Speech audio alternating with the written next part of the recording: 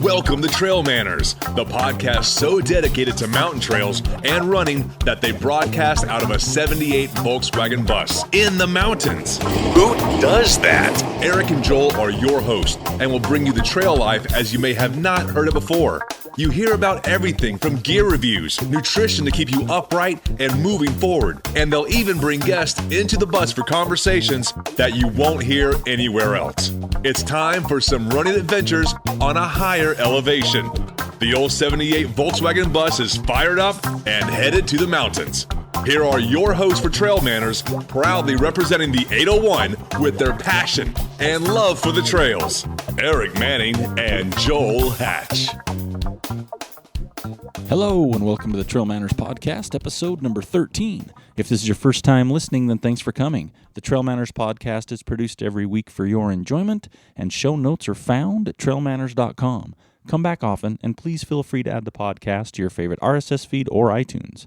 You can also follow us on Twitter, Instagram, and Facebook at TrailManners. All links are in the show notes. Now let's get after it. All right, welcome back to the TrailManners podcast. I'm super excited because I've got Joel back. Joel, I missed you. I'm sorry about that. I was buried in homework. I'm taking this user experience design class in Salt Lake, 9 hours a week, and they didn't mess around that first week. They just went ahead and threw everybody in the deep end. I guess they just wanted to see who was going to sink or swim. Well, I'm glad you're swimming. Yeah, barely. But I'm more happy that you're back. But, you know, first of all, I want to start the show off with some condolences and just heartfelt, send out some thoughts to friends and family of Todd Ragsdale, who they just found had passed away. Just such a great guy, huge in especially in the Oregon area, Rogue Valley runners, and I know he's got a lot of ties to a lot of people in ultra running, but definitely we would like to send out our heartfelt, blessings to everybody out there, and just remind everybody, just be careful out there. Doesn't matter how seasoned you are, just be careful, and we hate to hear the stories like that. Yeah, I think when you're heading out for a solo run, always try to leave where you're going to go with somebody. Yeah, so, definitely want to reach out and say we're sorry to hear all that. And then next up real quick, kind of shifting gears, obviously, just let everybody know again on the Kickstarter stuff, the orders are shipping. So we got the stuff in, and people should start seeing them in the next week to 2 weeks, depending on where you're located and how quick we can get them to you. That'll be pretty cool to see some TrailManners stickers on some vehicles at some trailheads. Or even some hats and shirts on peaks and trailheads and stuff, too. So. Ooh, yeah. And we'll talk a little bit about a little contest we're going to have here shortly. So maybe you can sport your TrailManners gear for us. That'd be nice. Yeah, and we're all about contests, as people have found out, getting a free race entry to the Smut race. That's not a little deal. So. Yeah, and you announced that, right? Yep, we did. Ashley Maudsley won that. Did she? Yep. Did she accept it yet? She's excited. It's her. I think it sounded like it was her first introduction to trail running a few years ago. So she's headed back to the place where she fell in love, I think. So that even is better. So that was pretty serendipitous. I like that. Yeah, right. And then next again, race season. It might be the end of January, first part of February, but it's go time. Yeah, it is. For those people that have committed to those early season races, you got to go 2 weeks away, right? Yep. 2 weeks from yesterday. Yeah, because I know there's been a few like the Hurt, in Hawaii. That's a little different. They got some different weather than we do. But, here where we're at, Moab usually in the past has historically kicked off the race season. Yeah, it really has. Now we've got, besides Moab, we've got Antelope Canyon. Mm-hmm. So people can go down, run in the sand, and then that one in Arizona, what is that, Black Canyon? Black Canyon, yep. We got some people we know going down to that. Yeah, so it's got some options. It's here, so hope everybody's ready. Don't go too hard, too fast, so it's break it easy, right? Break it easy or break it in easy, right? Either way. And then we'll also be next week, February 4th and 5th. On the weekend, we'll be down at the Southtown Expo Center in Utah for the Endurance Sports Show. Yeah. Lots of clinics, lots of stuff on nutrition, training, gear. I know Ultra is going to be there with a huge closeout sale going on. Yeah. Are they going to announce something down there? Do they have something coming out here soon? Are we allowed to talk about that? We can talk about anything with Ultra, yeah. They just another, we had Brian on the show. We talked about how they got Hard Rock 100, Western States, now they picked up the trophy series for Trail Runner Magazine. Yeah, and I think they've also sponsoring the Buffalo Run too. Yeah?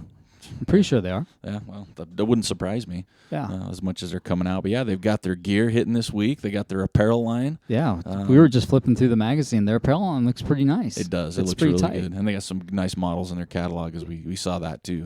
Yeah. I'm not quite sure they're all actually runners, but they're all good-looking folks. Yeah, so they've got a lot of stuff coming out. And why don't you go ahead and talk to us a little bit about, go along with that race is what we have coming out on the website. So what we'd like to see starting in February, and we'll run this at least for 2 months and see how it goes, but we'd like to do an Instagram type of contest, like an Insta Peak contest. So we'd like you to run up, hike, crawl up to a peak. Now be safe. Safely. Yes, don't be stupid. Get on top of the peak, take a picture of yourself, take a selfie, have somebody take a picture of you, and then go ahead and post it to Instagram and then hashtag TrailManners. And at the end of the month, starting in February, we will go ahead and take all those people that did a hashtag and we'll just throw the names in the pot and do a drawing. So that way it's just fair. Yep. We're not going to choose the picture we think is best. Because that may not be someone else's best photo. But I think any picture on top of a peak sounds pretty good right now. Yeah, absolutely. And we're going to give out a prize for that, and we don't mess around with prizes here, so you want to take advantage of this situation for sure. Yeah, because we really don't know what the prize is right now. It's probably going to be something out of Eric's garage to start. And it could be anything random. Yeah, and there's no cars in the garage, so if that Nope. tells you a little something, they don't fit. So you'll get some good brand new gear. Nothing recycled. No? No, it'll be brand new everything. Oh, you guys are lucky. Yeah, right. And then with the website too, you're going to start seeing we have something we want to work on. It's just like race previews. You know, not stuff that you're going to find on the race website itself, kind of telling you, okay, you're going to run 1.3 miles, take a left at the pine tree. Yeah, that you always. I don't know about you, but I tend not to pay attention to that stuff. I struggle to. Yeah. And so we are going to have some riders come out and do race previews. The first one we're going to have was Moab. Yep. Red hot. 50K. Yep. So it'll be a little down and dirty on how it really is from a runner's perspective. Right. And we'll try to be objective as we can about the event. And that's going to be the big kick on that. So right. And then we'll try to follow that up with the Antelope Canyon, because I think not as many people have gone to that as, say, Moab. Yeah, it's pretty new still. I think it's second year, right? I guess, yes. Yeah, I think it so. is. Yeah. So I think it'd be nice for those people who are going down just to have that, hey, what's this course really like? Because, I mean, you can read somebody's race review, but you're kind of getting that biased point of view. Yep. I mean, you can have a sense of what it's going to be like, but let's get something that's just more objective. Yep. So And we're going to try that out. quick hitter, see what you think of that. And then we also, if you think you want to write one for us, we'll accept those too, right? Oh, definitely. We can take one for Black Canyon. If you wanted to get that out to us real quick, then we can get that on the website for people to check out. And then one thing I'm excited about is to test my skills a little bit. Is I'm going to come out with a column myself. How's that? I think it sounds pretty good. So it's going to be called TrailManners, and it's going to be called Bonus Miles. Yep, the bonus miles, because, well, you always get them. Yeah, you do. And so that's the first article hopefully will be out within a week. And it's just going to be random topics, random things that I think about. It's not going to be huge, warm debates, but kind of like, when you're out on the trail and you solve the problems of the world and you come up with these really keen ideas or thoughts or whatever, I'm just going to put them down and throw some stuff out there for the website. People can chime in anytime they want. We don't make it too harsh and, be gentle. I'm not a writer by trade. I can read pretty well, but so be gentle out there for me, please. That sounds good to me. So we're gonna go take a break real quick. I know we just got started, but we have some things we want to talk about on the other side. So stay tuned, and we will be right back with you. Hi, this is Scott Jaime, and you're listening to the TrailManners podcast, bringing you the dirt and the vert. All right, welcome back to the TrailManners podcast. This is are we on episode 13 now? We are, right? That weird? That is weird. It's really kind of amazing that we've managed to make it this far. Obviously, we made it this far with the help of everybody in the Kickstarter. And how many listens we've got so far? Almost 5,000? Pretty close. That's on Podbean, so we can't really track iTunes, and I know there's a bunch there, so I'm pretty happy with that. I think that exceeds our expectations for sure. Yeah, absolutely. So we're going to keep going. So we are at the beginning of February. So this episode will air on February 2nd, I think. Yep. And Groundhog Day. I'm telling you, man, I am feeling the winter bad this year for some reason. It's been, well, last year we didn't really have one here. Oh, it was wonderful. So this year we just got hit. Yeah, it won't stop snowing. And for all you people that live in Arizona and California, you can suck it right now because I'm super jealous. Yeah, we don't want to hear about it. Yeah, I will let you know how much I am envious of you. Man, yeah, I'm feeling the blah right now. I just don't really want to go run the same trail over and over again. And I know that we have that access, but for me right now, I just can't spend that extra time to drive to that trail that's going to afford that new scenery. It's just not there. Well, that's crazy too, because the first of the winter, it's kind of fun. You know, you're like, oh, Yeah. the snow's back. It's different. Everything looks neat and pretty, and I'm Right. take photos and send Christmas cards, and then you're like, come on, man. It's just like you're getting ground down. Yeah. And I hate to be that negative nanny about this, but it's really never affected me before like this. And I think that's why I'm having a hard time dealing with it. It's weird. And I'm not quite sure how to get out of it. One of the things I'm trying to do, to combat it and to also maybe combat my overload of work right now is I've brought a Kettle Bell home from the gym. I own a gym, and I have all the equipment available to me. For some reason, I don't want to work out there. I'd rather do it at the house. All the access right on the spot. Yeah, right. But I find it easier to be working on my computer, and then I can stop and take a break, and I can do some kettlebell swings, or I can do some core work, and that is helping.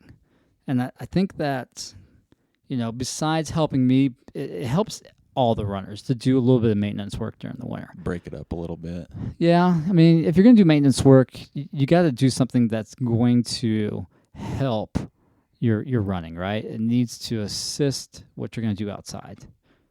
So kettlebell swings are great. They're simple to do. You can get a kettlebell pretty much anywhere now. You can find one on freaking Craigslist. Here locally, we have KSL Classifieds. It seems like somebody's always selling something there. And the sale might be good because it's January, and I'm sure people have already fallen off their resolution wagon. Now they're just cleaning up. So Yeah, they do. you might have a discount on some on there now. That's right. Trying to make back some of that money they spent on those new kettlebells. I think kettlebell swings are great. Find a YouTube video that explains how to do one. Keep your back straight, your chest tall. Work on just the Russian swing. That's where the kettlebell only comes up to about your chin height. The other one that's really big is kind of that CrossFit swing. It's also called the American swing. It's where it goes all the way over your head. That one's a little bit more advanced, and we're not really big on it in my gym just because I don't like the mechanics of the shoulder on that. So look for explanations of how to do a Russian swing. It'll be really beneficial. Start off light, make sure you have good form, and then you can progress. You can do single arm swings with those things. We like to do a bunch of lunges with them where you hold the kettlebell in the goblet style. Goblet squats are great. Windmills, boy, you name it. Kettlebells are really useful in that off-season strength work. Another thing I've been doing at the house, just push-ups, a bunch of core work. I just try to keep it simple, but those movements, those exercises have to support your long-term goal. So, yeah, sure, I love powerlifting and Olympic lifting, but right now, for me, I'm going to keep it simple. And I recommend to everybody else, just keep it simple for right now. And I've been seeing a lot of things too. What's your take on planks? I see a lot of that coming, like competitor running on Facebook, everything, these quick little workouts, planks. What's your take there for I like planks. I think they're good. I know the guys up in Jackson, Rob and his group up there at Mountain Athlete, they kind of moved away from the planks because their rationale was, hey, we're rarely ever in that type of position when we're active, right? Unless you're just on the ground puking your guts out and you're trying to hold the plank, right? Yeah, I've done that. Their rationale is, hey, we're constantly moving. We're bipedal, we're twisting, we're rotating. So they've really implemented a lot of rotational type of strength exercises. But same thing, start simple. Don't overdo it and build yourself up. Planks maybe are a great way to start. Maybe your core is just not as strong as it should be. Start off with a plank. There's a lot of different variations on the plank too. I think there's a group out of Boulder. They're the ones that came out with the Myrtl Routine. they have a really good flow for core strength, and I think it's about 10 minutes long. So if you just search the Myrtl Routine, they've got a really good plank YouTube video as well that you can follow up on that. So, Joel, what are the chances on this podcast, on the notes, what are the chances of you having a couple links for these exercises for people? Yeah, we can definitely make that happen, and probably embed the YouTube video in the post too, so that way you don't have to go fishing for it. And what's another one, like single leg stuff? Yeah, single leg's really big. I mean, we always implement that in the gym throughout the winter as well. So we'll do single leg squats off of an elevated, like a box or a 45-pound plate.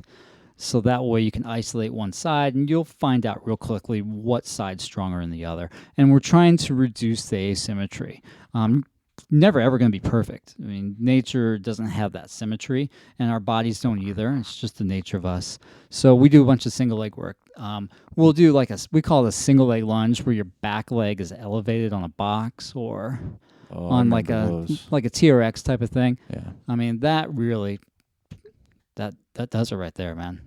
Nice. That makes it nice and strong. Single leg hamstring curls off of like a TRX. We use a jungle gym at our place. They're not as expensive, and they're a lot more durable than the TRX. So you can get those jungle gyms at like Sports Authority. Nice. Like $7,500, something like that. Dick's Sporting Goods have stuff like that? I'm sure they do. That's pretty national. So yeah, focus on that single leg work. The single leg wall sits, stuff like that. Just keep it simple. Make sure that it's going to be effective and support what you're trying to accomplish throughout the year. And you know what I like to throw in after all this stuff? A visit to a massage therapist. Oh, yeah, definitely. So locally, Eric and I see Nate Graven. He is, I think, one of the best, at least in our region, if not in the nation, as far as understanding how athletes work. So you've got to find that person. And then you got to make that relationship, and you got to I always say, stay on the book. Yeah. Meaning that you need to book out 2, 3, 4 months out. I just did that on Thursday. Yeah. Yep. And in the off season, I'll stay on the book once or twice a month. In the in season, it might be 3 times a month, just because you're getting so beat up, and it just helps with recovery, and especially after a race. Yeah. I always book one after a race. Yeah. I usually do before, a few days before, to get that nice loosen going. It's usually about 4 days before is when we do it. Yeah, I've experimented with that. I've had a session like 2 days before speed go, and I was really sore. I mean, it was crazy. From the work or from speed go? No, I remember like halfway through the speed go race, I was like, man, I am more sore than I really should be at this point. And I think it was because of the extra body work. So you got to experiment with that. Another thing that I tried last year was a chiropractor. Now, this chiropractor, she's also an acupuncturist. Yikes. And that was my first time with that. I mean, it was really weird. I'm not going to lie. I've been down that road, and not again, probably. Yeah, so I think it helped. I felt really good after the Zion 100 because I was seeing not only my massage therapist, but also the acupuncture chiropractor as well. So you got to have that bag of tricks that helps you to achieve that long-term goal. And also another thing that I want to try this year is cryotherapy. We've got one of those here. Oh, yep, we do. One of my clients has been comboing the massage and the cryotherapy. He says it's amazing. I'm a little nervous. Yeah. I think I might have a little bit of aversion to the cold. No, I might do that, and just because I like it. Yeah. And take your not Speedo. Not even worry about the what it's for. Right. Just getting nice and cool.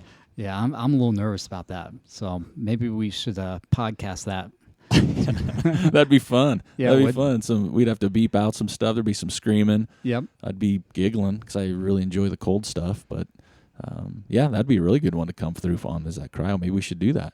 Yeah, they're down there in South Ogden. I think they got another location, maybe in Salt Lake area. So check them out. Like I said, you got to build up that bag of tricks. Just all those everything's a tool. It is. Everything's a tool. And, and as you said before, you got to test it out. What works for you may not work for somebody else. That's but right. I tell you, when I started going to Nate a few years ago, I could not believe the difference it made. Yeah. And I know there's people that are as good as he is that are in like the Salt Lake area for sure. Yeah. So, I mean, if you're listening to this podcast and you live in Salt Lake, hey, leave us a message. We want to know who these people are.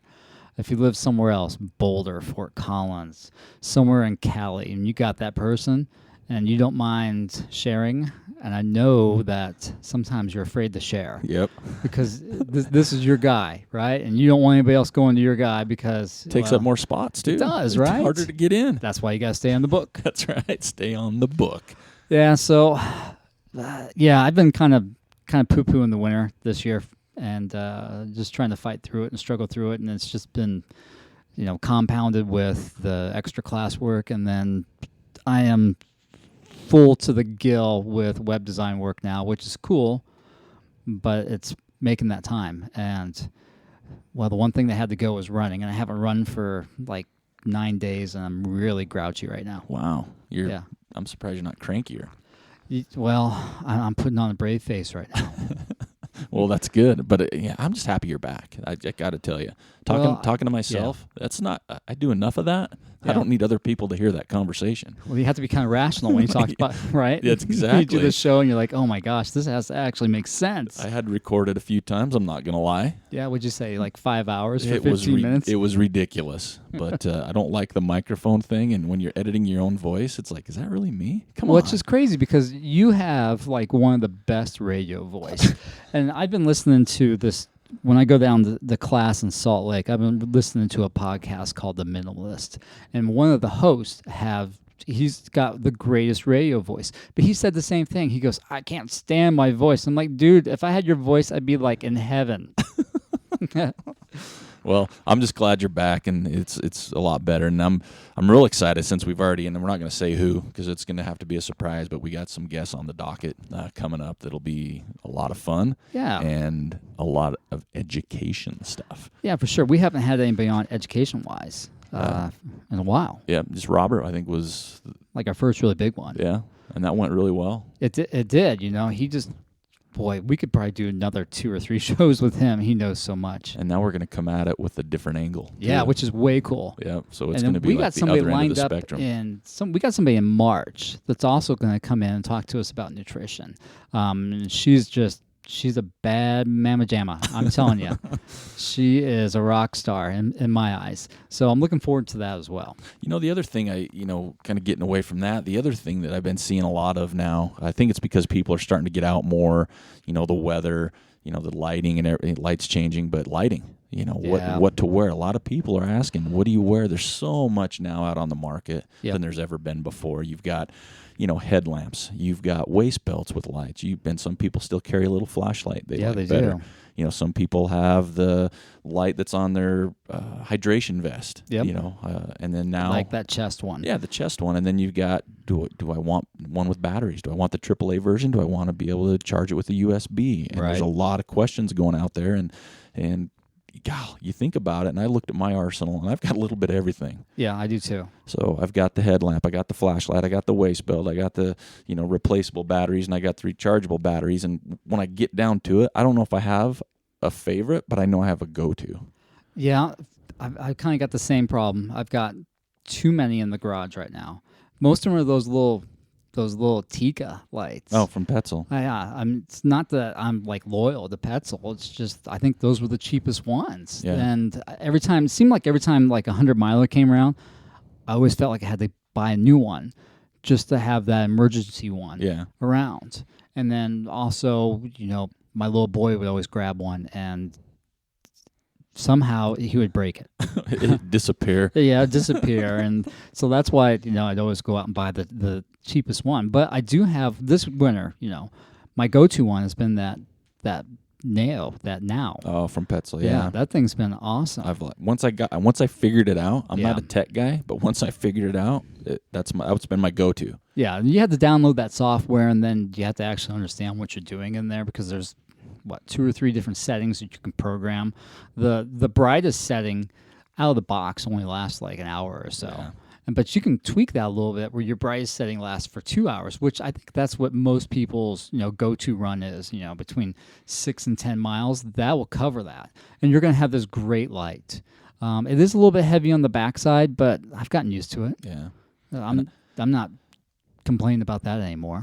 My problem is I'm an overthinker when it comes to it. So when I go out on a run, I'm thinking, okay, how long am I going to need this light? Because if it's going to be for half hour, 45 minutes, I'm going to take something really small so I can stuff it in my pocket. I don't like running with a headlamp when I don't have it on. It just bugs me. For sure. Like, if you're going to run, like, say you're going to do a 16-miler and you only need it for that first half hour. Yeah. I take, like, that little Petzl light for sure.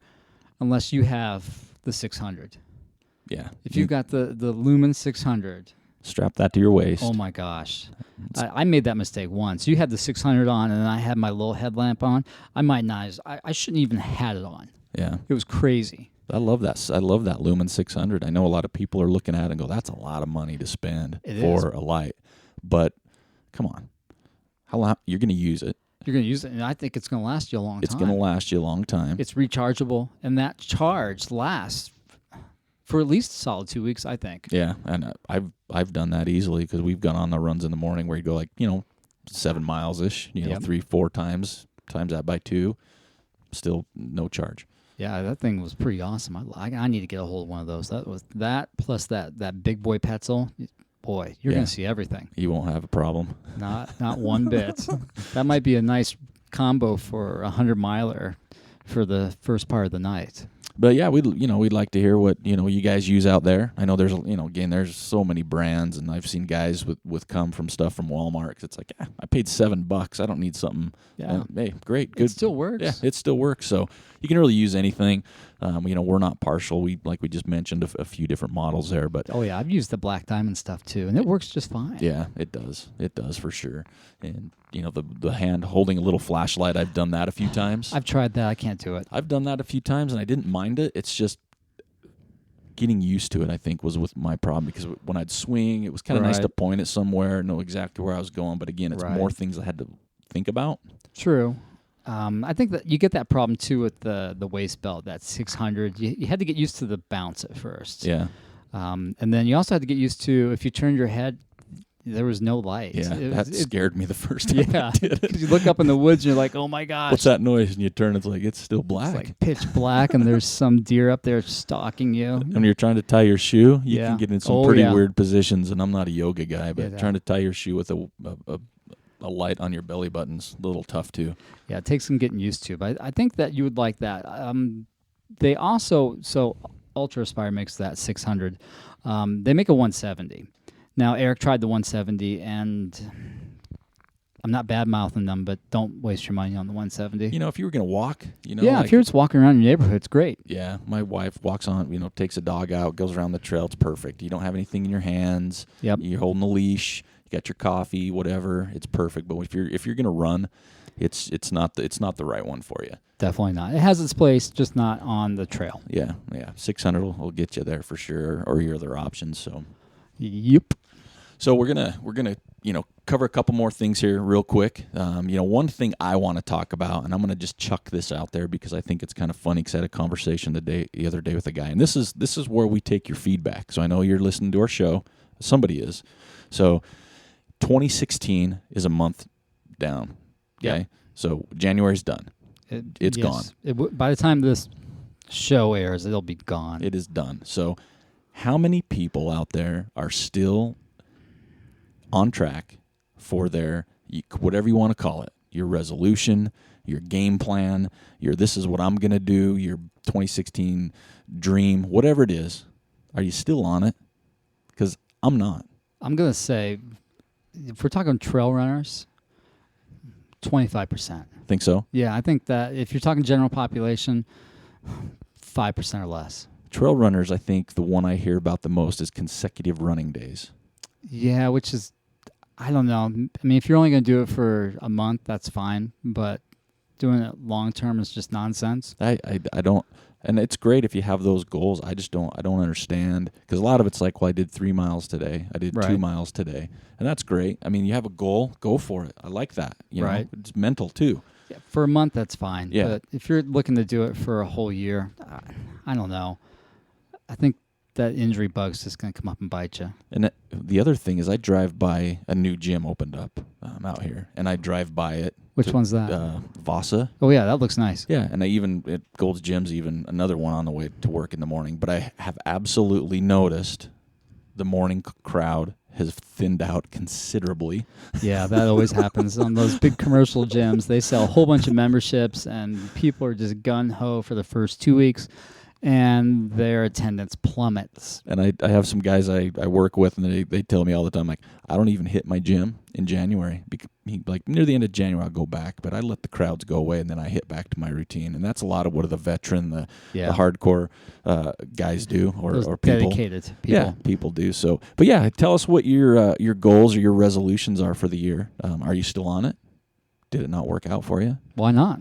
But the biggest thing, and I try to tell my kids this, it's okay. It's okay to fail. Fail quickly, I think, is the best thing to do. Fail quickly, regroup. Regroup and hit something else, right? That's right. Regroup, hit something else. Take it on again, regroup, learn from your mistakes, learn from your lesson, whatever you did, but don't just, oh, well, that's no good. I guess I'll go eat a whole cake tomorrow. Yeah, that's not good. Don't do that. So let us know what you got. And Joel, races. Yeah. Races, we've seen it. We've posted a few articles. Mm-hmm. Picking races. Yep. We've had this discussion so many times. How people pick race, why people pick races. It is exploding on the race side. There's so many. I was just thinking about this the other day. I wanted to go and try that Black Canyon race because it looks cool. It does look really cool. And, running on dirt really appeals to me right now. Dirt. Yeah. But, it's kind of far away, I guess. I don't know, what is that, 10 hours maybe? Yeah, I think so. Something like that to drive to. So that kind of is prohibitive, but it sure would be nice to go down there. And then you look at the month later, it's like locally we have Buffalo Run, and then you have Monument Valley, which I think everybody should strive to go down there and try that race. I'm looking forward to that race. 50K is perfect. Just run. They got that first part of the race. I don't know if they're going to run it the same way, but if it's anything like last year, it's got great single track on it. And there's a short section of sand that will suck your soul away. But the scenery is so amazing. Really, it is. Gosh, there's a lot more races in March too. I mean, I know we just kind of have a tendency to focus on the Utah scene, but yeah, there's quite a bit. And traditionally, people have always tried to do too much. And I think that's just the nature of trail races because everybody's so cool. You want to go hang out with everybody. But you don't want to miss out. You don't. It's that fear of missing out, the FOMO. And that's been written about a lot, Brian Powell's written about it. And he's got a good article on I Run Far. And then we had Luke on a couple weeks ago, and he was like, in the past I've run 10 races in a year. Yeah, too much. It is. And I'd like to see people maybe start focusing a little bit more on key races. And it's okay to go to an event, volunteer. There's always room for volunteers. Yeah, volunteer or just use that event as a fun run to build your fitness, but don't go out and try to hammer it. Yeah, and then hammer something else because I know a lot of people, they were trying to decide between Moab and Antelope Canyon a week apart. And I know some people like, well, I'll just are doing doubles. I'll just do them both and I'll do the shorter distances. And there's nothing wrong with that if you're ready for it, but you got to remember it's February. Yeah, it is. And a lot of people don't train hard through the wintertime. There's been a lot of reading on the off season, which we've talked about, and a lot of people have it, especially here. You get your skis on, you do some skinning, you do some downhill skiing, kind of transition, but it could be dangerous. Yeah, running and it on could ruin snow. The rest of your year. Yeah, running on snow is a lot different than running on slick rock. So I mean, people that jump right into stuff like that, well, they come out with injuries. Yeah. And it's too early to get an injury. It is. You got to be smart. It's a long year. There's so much that you can see and do within that year. You got to be smart. So that's one thing that Eric and I have talked about recently.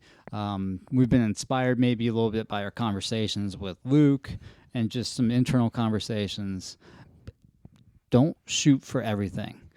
There's a good chance that race that you want to do is still going to be here next year. Yeah. So just get that on your schedule for next year. And I think one thing I need to change up, and I've fallen victim to this for the past several years, is I hit some of the same races every year. Yeah. For different factors. One is proximity. Yep. The other is because I like the course. Yeah. You like the people that show up. You like the people. The but, RD's awesome. Yeah, exactly. I like how this is run. Or I want to better my time this year. Oh, yeah. I've got that problem with the bear. Yeah. And so you got to look at it that way and say, well, if I run this race every year for 7 years and I can't really run a race anywhere in that same time frame, and I want to run that one, so you got to make that call. And that's the hard call I'm going to have to make this year. Yeah, so the example would be Vaquero Loco. I want the 5-year buckle. Yeah. I'm not going to lie. Yeah, the hubcap. I've just got buckle envy on that thing, man. I want it bad. But there's a really good race called, Waldo. Used to be called Where's Waldo. Yeah. But I think they got in trouble for that name. So the Waldo 100K. It looks amazing. It's been around forever. Tushers. Tushers, yeah. Same time frame. Tushers looks beautiful. Yeah, you got I'm a those little three. scared of that race. You got those three right there, and you got to make Yeah. that call. And which one? And you're in heaven up in Afton. Oh yeah. You got Ty taking care of you. Can't miss out on that. But I've already committed to doing that race this year. Vaquero Loco. I want to beat my time from the year before. And there we have it. Yeah. I'm falling. I'm guilty of what we just told you not to do. No, but I've already made the commitments. I wanted to do the bear, but I sat on the fence for too long, and the wait list is like 5 million people now. So that's crazy. Yeah.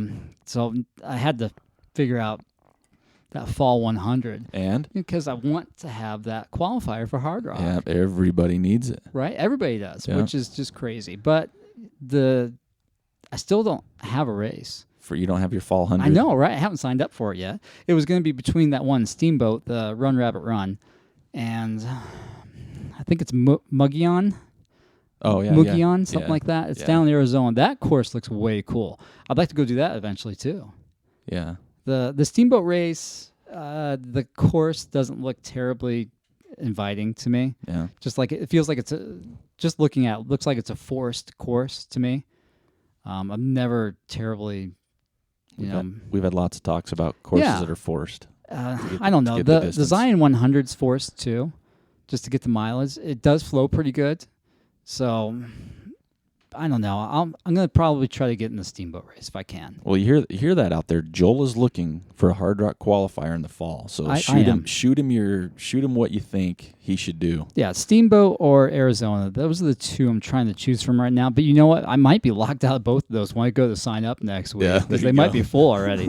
I might be screwed. I might not have any qualifier. And I get the Bears mine, so that's my shot. That makes one shot. But that's what makes it nerve-wracking is you wait that long, and if you don't, something goes wrong or it doesn't work out like you planned or whatever, you got to wait another year. I know. My Wasatch qualifier is over for Hard Rock. Yep. So I need the Bear. So I'm kind of nervous about that whole scenario, waiting, and if it's done, I'm done type thing. I'm in the same boat, buddy. I thought about going down to Zion again this year, just so I had a qualifier at least for Western. Yeah, that would be nice because I do want to do Western eventually because that's supposed to be our version of Boston, right? Yeah. And it looks cool. It looks like it's a course that's going to flow nicely, and there's a lot of history there, and there's a lot of hoopla, and I'd like to go experience that. Yeah. But I'm nervous, too. What if I don't have a qualifier?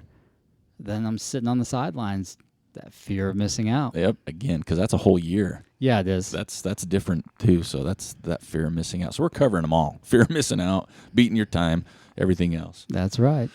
Well, Joe, I think we'll go ahead and wrap it up. But again, everybody, don't forget about our Instagram contest. That's right. I think we'll explain that a little bit more maybe on the post itself on Tuesday. Also, we'll go ahead and get all those links up for the kettlebell swings and some other kind of tools, maintenance exercises that you can use during the doldrums of winter. Yep. And so be interactive. Help us out. We're here for you. You be here for us. Shoot us some messages. Let us know. Answer our questions. That's all we're asking. We got prizes to give away. We're going to start giving those away. Got some gear for you. Got some gear. Anyway, episode 13. In the books. Done. So thanks for listening. Thanks, folks. We will wait for all of your responses, and we'll see you next week. Thanks again for listening to the TrailManners podcast. We want to thank you for joining us. Don't forget about our Instagram contest. That's right. Take a picture of yourself or have someone take one of you on a peak. Tag it hashtag it, #TrailManners. Put it on there. At the end of the month, at the end of February, we're going to have some cool prizes, nice gear for you out there, so don't forget about doing that. We also encourage you to follow us on Instagram, Twitter, and Facebook at TrailManners, or just go ahead and swing by our website at TrailManners.com. Until next time, this is Eric Manning with my good buddy Joel Hatch reminding you, you don't get what you wish for, you get what you work for. Now go get it.